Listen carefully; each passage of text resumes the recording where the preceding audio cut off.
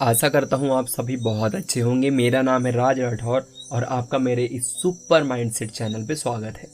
तो दोस्तों, जैसे कि आप जानते हैं, मैं एक बहुत ही अच्छी सीरीज़ लेके आया हूँ जिसमें मैं आपके सामने सभी एजुकेशनल बुक्स को एक एक करके ला रहा हूँ। तो दोस्तों, जो बुक हमने पहले लिया है उसका नाम है सफलता की राह, और मेरे इस चैनल पे मैं इस बुक की 11 अध्याय पहले ही ला चुका हूँ। तो अगर आपने नहीं देखा तो आप प्लेलिस्ट पे जाके देख सकते हैं और सारे 11 अध्याय से आप अपने लिए कुछ ना कुछ चीज़ें सीख सकते हैं। तो दोस्तों, चलिए आगे बढ़ते हैं और ये अध्याय है 12 और इसका नाम है मेधावी बनिए। तो चलिए दोस्तों, शुरू करते हैं। एक बहुत बड़ी कमी जो किसी भी क्षेत्र के व्यक्ति में होती है और विशेष रूप से विद्यार्थियों में, वह ये है कि वो बहुत जल्दी किसी के अनुयायी बन जाते हैं, किसी के फैन बन जाते हैं। दोस्तों, अगर आप अनुयायी बनने में ज़्यादा रुचि रखते हैं तो आप लीडर कैसे बनेंगे? आपके अंदर नेतृत्व करने की क्षमता उजागर कैसे होगी? जब भी किसी परीक्षा का रिजल्ट आता है तो विद्यार्थी बहुत ज़्यादा यह जानने की इच्छुक होते हैं कि उसके टॉपर कौन है, प्रथम रैंक किसका आया है। किसी ने भी अगर परीक्षा उत्तीर्ण की है या कोई भी छात्र या छात्रा ने टॉप किया है तो निश्चित रूप से यह सम्मान वाली बात है, वह सम्मान का पात्र है और हमें उसकी प्रशंसा करनी चाहिए। लेकिन उसके अनुभवों से क्या और कितना सीखना है इसकी समझ भी हमें होनी चाहिए। दोस्तों, हम अपना बहुत सारा टाइम जो विद्यार्थी पढ़ने लिखने में अच्छे हैं और एग्ज़ाम में टॉप करते हैं उनकी बातें करने में नष्ट कर देते हैं। या तो हम उनकी बातें अपने दोस्तों से करते हैं या सोशल मीडिया पर। हम उनके बारे में कुछ जानना चाहते हैं, उनके मित्र बनना चाहते हैं। हम चाहते हैं कि वह भी हमें गाइड करें, रास्ता दिखाएं। हम ना जाने उन्हें क्या क्या समझ बैठते हैं। चलिए आपसे एक सवाल पूछता हूँ, क्या जो विद्यार्थी बहुत बुद्धिमान होते हैं वो परीक्षा में टॉप करते हैं, या फिर जो परीक्षा में टॉप करते हैं वो हमें बुद्धिमान लगने लगते हैं? इस सवाल का जवाब देना आसान नहीं। इसमें कोई शक नहीं कि विद्यार्थी में जरूर कोई प्रतिभा होगी, उसने जरूर कठिन परिश्रम किया होगा, तभी उसने परीक्षा उत्तीर्ण की है। लेकिन यह भी सच है कि जो परीक्षा में अव्वल आते हैं उन्हें देखकर हमें यह लगने लगता है कि इनमें कुछ तो अलग बात है, कुछ ऐसी अनूठी प्रतिभा इनमें छिपी है जिसके बल पर ये यहाँ तक पहुँचे हैं। विशेष रूप से अगर कोई कठिन परीक्षा उन्होंने निकाली तो उनमें कोई अलौकिक शक्ति है, कोई ईश्वरीय गुण है, हो सकता है या किसी दूसरे ग्रह से आए हैं। इसलिए हम इन लोगों के जीवन में इतनी रुचि लेने लगते हैं। एक तरह से हम उनका अनुसरण करने लगते हैं। हम हमारी ही उम्र और तजुर्बे के लोगों को अपना गुरु मानने लगते हैं और खुद को उनसे कमतर समझने लगते हैं। अगर हमारे अंदर पहले से ही हीन भावना है तो यह प्रवृत्ति और भी तीव्र हो जाती है। तब हम और जल्दी किसी का भी चेला बनने को तैयार हो जाते हैं। दोस्तों, अगर हमें किसी मेधावी छात्र से कुछ सीखना है तो हम यह सीखें कि परीक्षा के लिए उसकी रणनीति क्या थी, उसने कौन सी किताबें पढ़ी, किन बातों पर ध्यान दिया और क्या क्या गलतियां की। इससे ज़्यादा हमें किसी भी टॉपर के जीवन में नहीं झांकना चाहिए। सोशल मीडिया पर भी उसको फॉलो करने की ज़रूरत नहीं है। उसकी जीवन शैली क्या है, उसका कोई गर्लफ्रेंड बॉयफ्रेंड कौन है, उसके पढ़ने का कक्ष कैसा था, उसके निजी जीवन में ज़्यादा रुचि लेना केवल आपका समय व्यर्थ करेगा और आपको आपके लक्ष्य से भटकाएगा। आपको यह गलतफहमी होनी शुरू हो जाएगी कि ये सारी चीज़ें जो किसी भी तरह के परीक्षा से संबंधित नहीं है, इनको करके आप उस व्यक्ति की तरह बनकर परीक्षा में अव्वल आ जाएंगे। दोस्तों, अगर किसी परीक्षा में 1 लाख लोग बैठते हैं तो सिर्फ 1000 सीट है, तो किसी भी हाल में 1000 से ज़्यादा बच्चे सेलेक्ट नहीं हो सकते। इसका यह अर्थ नहीं कि जो 1% सेलेक्ट हो गए हैं उनमें कुछ ऐसा विशेष है कि आप उसकी खोज में अपना समय ही व्यर्थ करें। वह इसलिए सेलेक्ट हुए क्योंकि उन्होंने बस जो सब चीज़ें करते हैं उसे और ज़्यादा अच्छे से किया। वे सब आपकी तरह ही सामान्य हैं। कृपया करके उन्हें अपना आइडल ना बनाइए। जब आप बहुत जल्दी किसी को आइडल बना लेते हैं तो आप अपनी क्षमता को कम आंकने लगते हैं। क्यों ना आप अपने आप को निखारें, क्यों ना आप अपने आप को बेहतर बनाने में अपनी ऊर्जा खर्च करें। लोग अक्सर यह व्यर्थ सवाल जानना चाहते हैं कि टॉपर किस पेन से लिखता था, टॉपर ब्रेकफास्ट में क्या खाता था, डिनर में उसे कौन सी सब्जी अच्छी लगती थी, टॉपर अपने अध्ययन कक्ष की दीवारों पर क्या लिखता था, टॉपर के माँ बाप क्या करते हैं, कितने भाई बहन हैं, ये सभी इत्यादि। अगर आप बहुत ज़्यादा टॉपर लोगों के साक्षात्कार देखेंगे तो यह उल्टा आपको भटका सकता है।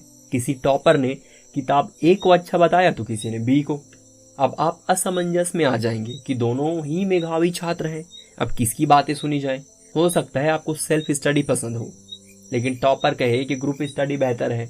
आप बस अपने आप को जानिए दोस्त। हमें अपने ऊपर भरोसा होना चाहिए। अपने अध्ययन का रास्ता जो हमने अपने लिए चुना है, हमें उसी पर डटे रहना है। हमें बहुत ज़्यादा किसी के प्रभाव में नहीं आना है। हमारे लिए क्या अच्छा है हमें ये पता है। भगवान ने हर व्यक्ति को अलग बनाया है, सबका तरीका अलग है, प्रतिभाएं अलग हैं। कोई दिन में अच्छा पढ़ता है तो कोई रात में अच्छा पढ़ता है। किसी को ज्ञान अर्जन करना अच्छा लगता है, लेकिन कोई ज्ञान का संचय सिर्फ परीक्षा मात्र के लिए करता है। दोस्तों, कई बार मीडिया चैनल या न्यूज़ चैनल जिस तरह टॉपर को बढ़ा चढ़ाकर पेश करते हैं, उससे भी भ्रम पैदा होता है।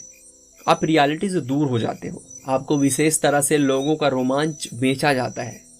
प्रायः आप न्यूज़ में सुनेंगे कि रिक्शा वाले का बेटा आईएएस बन गया या चौकीदार कलेक्टर बना। इस तरह की खबरें को सनसनी की तरह प्रस्तुत किया जाता है। कोई समृद्ध परिवार का लड़का अगर यह न्यूज़ सुनता है तो उसे ऐसा लगने लगता है कि जैसे गरीब होना कोई विशेष टैलेंट है। काश वो भी रिक्शा वाले का बेटा होता तो आईएएस बन जाता। दोस्तों, याद रखिए, वो आईएएस इसलिए नहीं बना कि वो रिक्शा वाले का बेटा है, वो अपने परिश्रम से बना है। ऐसे बहुत से गरीब लोग हैं जो नहीं बने होंगे। हम जब इस तरह की न्यूज़ सुनते हैं तो हमारा मन ऐसा हो जाएगा कि यदि कोई मध्यम वर्ग या समृद्ध परिवार का व्यक्ति परीक्षा में उत्तीर्ण होगा तो हम उसे बिल्कुल आदर सत्कार नहीं देंगे। दोस्तों, मैं मानता हूँ कि साधनों की कमी से रास्ता आसान नहीं होता, लेकिन यह भी तो सोचिए कि एक अमीर व्यक्ति का बेटा सारी सुख सुविधाएं होते हुए भी कुछ बन गया। उसने अपने आप को कैसे मोटिवेट किया होगा? क्या वह प्रशंसा का पात्र नहीं है? उसकी तो इतनी मेहनत करना कोई मजबूरी भी नहीं थी। उसके प्रयासों को हम जानने की कोशिश ही नहीं करेंगे। हम सबके पास अपनी विशेष तरह की चुनौतियां हैं दोस्त। हमें अपनी चुनौतियों पर अपने तरीके से ही विजय पानी है। हमें हमसे बेहतर कोई नहीं जानता। हमारे लिए क्या उचित है यह हमें खुद को सोचना है। कई बार आपको ऐसा लग सकता है कि आप गरीब हो और दूसरे अमीर हैं, तो उनका रास्ता आसान है, उनके पास साधन है, कोचिंग है, जबकि आपके पास कुछ नहीं है। बहुत से टॉपर तो अपनी विभिन्न कोचिंग के द्वारा पैसे देकर भी बुलाए जाते हैं या खरीद लिए जाते हैं। ऐसे में आप तो भ्रमित हो सकते हो। दोस्तों, चलिए बात करते हैं कि कोचिंग किन लोगों के लिए जरूरी है। कोचिंग उन्हें लेना चाहिए जो खुद अपने आप को रोज पढ़ने के लिए मोटिवेट नहीं कर पाते, खुद से नियमित नहीं रह पाते, जिन्होंने स्कूल या कॉलेज में निम्न ही स्तर की शिक्षा ली है, जिन्हें कुछ भी नहीं आता और कोई मार्गदर्शक भी नहीं है या फिर तैयारी के लिए समय ही कम है। इन सब सूरतों में एक अच्छी कोचिंग आपकी जरूर हेल्प करेगी, लेकिन बिना कोचिंग के भी लक्ष्य को पाया जा सकता है। आप जिन भी हालातों में हैं, ठीक है, आपके हालात इससे भी बदतर हो सकते थे। बहुत से लोग हैं जो आपसे बहुत बुरे हालात में है दोस्त। मान लो आप सोचते हैं कि काश आपके पास एसी वाला कमरा होता तो आप ज़्यादा अच्छे से पढ़ लेते, लेकिन जिसके पास एसी कमरा है वो सोच सकता है कि यहाँ मुझे घुटन होती है। काश मैं किसी गांव के खेत खलिहान में पढ़ रहा होता तो ज़्यादा अच्छे से आउटपुट दे पाता, या फिर मेरे घर के पास कोई लाइब्रेरी होती तो मैं और मेहनत कर पाता, या मेरे कोई परम मित्र के साथ तैयारी करता मैं तो और ज़्यादा अच्छा कर पाता। इस काश का कोई अंत नहीं है दोस्त। आपको कभी भी पढ़ने के लिए एकदम परफेक्ट सब स्थिति नहीं मिलेगी। आप बाहर से देखेंगे तो बहुत लोगों के लिए जहां आप आज हैं वही परफेक्ट है। दूसरी बात, जब एक इच्छा पूरी होगी तो दूसरी जन्म ले लेगी और परफेक्ट की परिभाषा बदल जाएगी। अब तक हमने उन 1% की बात की जो परीक्षा में सफल हो जाते हैं, पर जो 99% लोग हैं जो किसी से कम नहीं है दोस्त। विफलता के अनेक कारण हो सकते हैं। हो सकता है अभ्यास की कमी या मार्गदर्शन ना मिलने के कारण कुछ लोग उत्तीर्ण ना हो पाए। एक परीक्षा में विफल होने का अर्थ यह नहीं कि आप जीवन में विफल हो गए। इतिहास में बहुत से बड़े बड़े वैज्ञानिक, राष्ट्रपति, प्रधानमंत्री, एक्टर, कलाकार ऐसे रहे हैं जो परीक्षाओं में फेल हुए हैं। ऐसा अक्सर होता है कि एक पढ़ा लिखा व्यक्ति अच्छा एक्टर बन जाए और एक एक्टर की फिल्में ना चलें, लेकिन उसे व्यापार में सफलता मिले, और हर बार सफलता पहले प्रयास में मिले यह भी आवश्यक नहीं। इतिहास में 2 तरह के लोग हुए हैं। एक जूलियस सीजर जैसे, जो कहते हैं आई कम, आई सॉ, आई कंक्वर्ड। इसका मतलब मैं जहां भी गया मैंने विजय ही विजय पाई। पता ही नहीं है कि विफलता क्या होती है, उन्हें तुरंत सफलता मिली। लेकिन दूसरी ओर महात्मा गांधी और नेल्सन मंडेला जैसे लोग हैं जिनका पूरा जीवन परिश्रम और संघर्ष में बीता और तब उन्होंने कुछ पाया। आज हमारे बीच न महात्मा गांधी है, ना ही जूलियस सीजर है, लेकिन आज हम दोनों को याद करते हैं, दोनों से सीखते हैं, दोनों का इतिहास में स्थान है।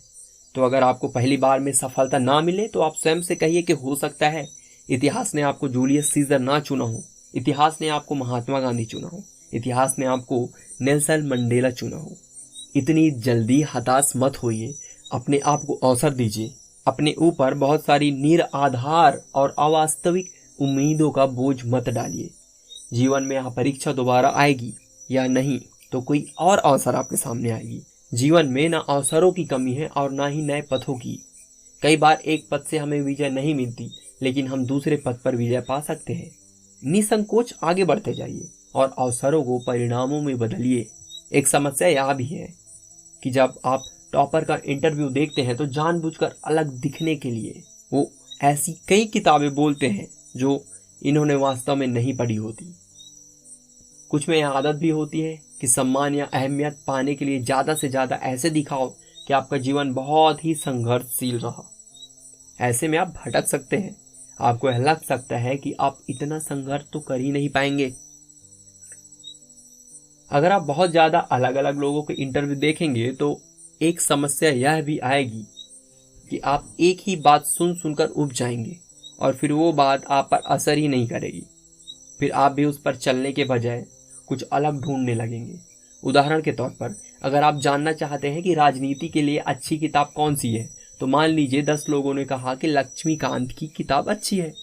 आपको करना यह चाहिए कि आप भी इसी किताब को बहुत बार पढ़ें, लेकिन क्योंकि आपने यह बहुत सुन लिया है तो आप इसमें उब जाएंगे और आप इस किताब को खरीद तो लेंगे लेकिन आपका मन ही नहीं करेगा पढ़ने को। या तो सब पढ़ते हैं, इससे सिलेक्शन ही नहीं होगा। ऐसा भी आपको लग सकता है कि कुछ और विकल्प खोजो, कुछ और शॉर्टकट ढूंढो। दोस्तों, सफलता का सबसे बड़ा सूत्र मैं आपको देता हूँ। सब विद्यार्थी पढ़ते तो हैं लेकिन सब अच्छे से नहीं पढ़ते। असफल और सफल के बीच बस यही अंतर है। सफल लोग कोई अलग किताबें नहीं पढ़ते, वह उन्हीं किताबों को अच्छे से पढ़ते हैं जिनका नाम आप हजारों बार सुन चुके होते हैं।